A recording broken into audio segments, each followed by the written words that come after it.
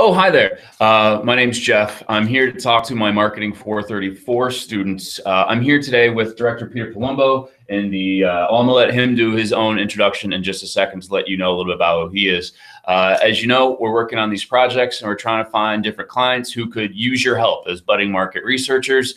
I think Peter's got some good stuff that you could probably have a big impact on the Fryer family going forward. But let me start by just a little introduction. You tell us a little bit about yourself? Yes. Good morning, everyone, or evening, or whenever you're watching this. My name is Peter Palumbo. I'm the Director of Academic Advising here at PC. I'm in the Dean's Office on Harkins 213. I also oversee undeclared academic advising as well.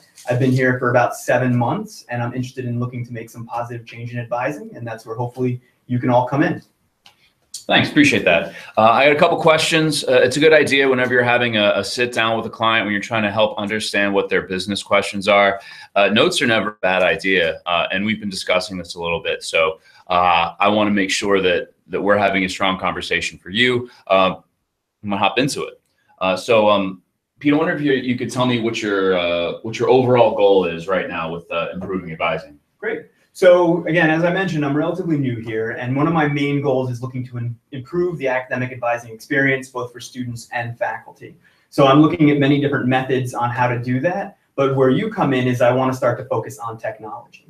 Yeah, so how would you like to do that? It looks like you're trying to make some changes to technology now. You're trying to make some going forward. Tell me about a little bit of the tech context right now. Yes, so when I first started, I did a bit of a technology audit where I looked at the different ways that students receive information about academic advising. So I know Sakai is one module that everyone uses, our website, we have email, we have morning mail occasionally where we get some notices about deadlines and important academic advising information. I also rely heavily on conversations with faculty, sharing with academic departments to share the advising message. But I'm also looking for ways to improve, because I know that there might be other opportunities for growth within academic advising, specifically with technology. So it sounds like that's what you're doing now.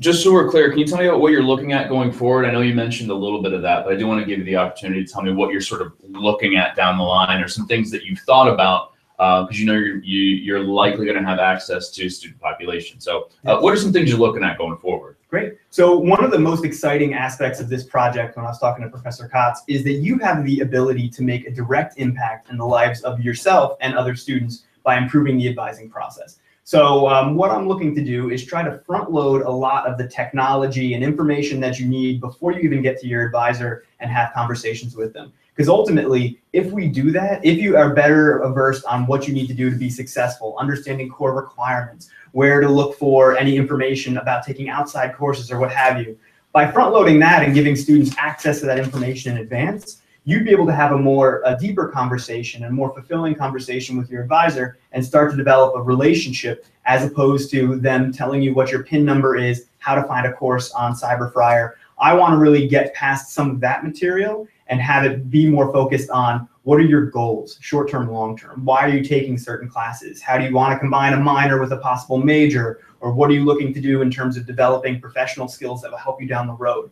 Right now, some advising experiences do have that, but many times there is that administrative piece that students need to take care of with faculty. So where you come in is I'm looking to try to make the information more accessible. So Professor Koch mentioned that I'm going to be using technology, and I am right now, updating our academic advising website. That's a huge area of growth for me, because I identify that there are many things that are lacking there. I also want to look to see, is Sakai the best method to share some of that information? So we have advising portals. Faculty have access to their advisees through Sakai, but are students using it? Is it actually a productive method for them? I also want to potentially examine social media. Right now, we do not have a social media presence. I know that many offices use it well. I know that OAS has a very strong social media profile. And I want to see, is that a good mechanism for me to share information with students? Is it something that students will actually put in the rotation, and after they look at Instagram, Facebook, what have you, do they then check out the PC advising website? So these are things, again, opportunity of growth, and for you to make a direct impact onto the student experience for both your classmates and students down the road. And speaking of direct impact, for those of you who are seniors, you have seen a different color. For the class of 21, we have the lavender book this year. This academic guidebook, I know I've been doing advising for almost as long as I've been here. I've been the first year advisor for first year students, like first year advisor, for about 3 years now. And this is the go-to. This is such an important, powerful tool. Can you tell me a little bit about what your challenge is communicating some of the information from the guidebook? Sure. So as Professor Katz was mentioning, this is a great tool. Faculty mentioned how helpful it is for them. It's there. They keep it on their desk during advising season. They have it throughout. Students, those of them that use this, also identify it's a great resource. And I know everyone has the paper copy, but paper, we lose it. It goes away. It winds up being in the backseat of our car underneath wrappers, and we never see it again. So we have the guidebook online, but I don't know if it's, look at it, is it pretty? Is it approachable? Is it something that we could do to improve, to make it more searchable and more user-friendly? Because again, we have this great tool, but a tool is not productive, not useful if no one uses it and can't find it. So I want to use you as a great resource. See, are we doing it right? Is there a better way that we can represent the academic guidebook to make it clean, approachable, and something where you have a direct impact to try to tweak things and make it a little more, again, user-friendly for both students and faculty? Yeah. By the way, great toss and not knocking the water bottle over. Pretty impressive there. It's not the first time I tossed the guidebook. I got one last question. I'll wrap this up here. And one of the things I pointed out to you in the past is that when you have a sit down with a client trying to understand their business question, this is huge. Like this is your thing.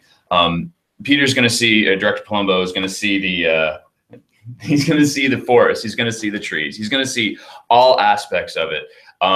And what I've recommended to you anytime you have this conversation is keep thinking in your mind, how can I help? You can't solve all of his problems, but there's some point that you can help. So from the scope of improving advising and knowing that potentially with a project like this, you'll have access to students, to their thoughts, opinions, attitudes, beliefs, values, behaviors, you name it. With all of that, how can I help focus the conversation to students on what you really, if you could get access into those things, how can we help you, knowing that we could potentially get access to those things from your classmates and colleagues? Great, thank you. So I know that many students have had direct personal experience with advising. You kind of have to if you want to be here in college. So you might have other recommendations to improve the process. And while those are valuable, the scope of this project, I'd want you to focus on technology, because there are other areas that I'm working to improve, other types of training and just bigger picture items that I am looking more long-term. But technology I see as a direct need that we have right now, and it really won't take a lot to make it much more user-friendly, much more approachable. So technology is really the scope of this conversation. Again, I'm welcome to any other suggestions you might have. I want to have a productive dialogue with you as we work, but I really want that to be focused specifically on technology moving forward, because I think, again, you can be an agent of positive change and help improve this process for everybody. Sounds good to me. Yeah. Pete, thanks for meeting me today. Sure thing. Excellent. Appreciate you taking the time. Thank you, everyone, for taking time to listening to this. And please, I look forward to working with you potentially in the future. Yeah, he does. Go Friars.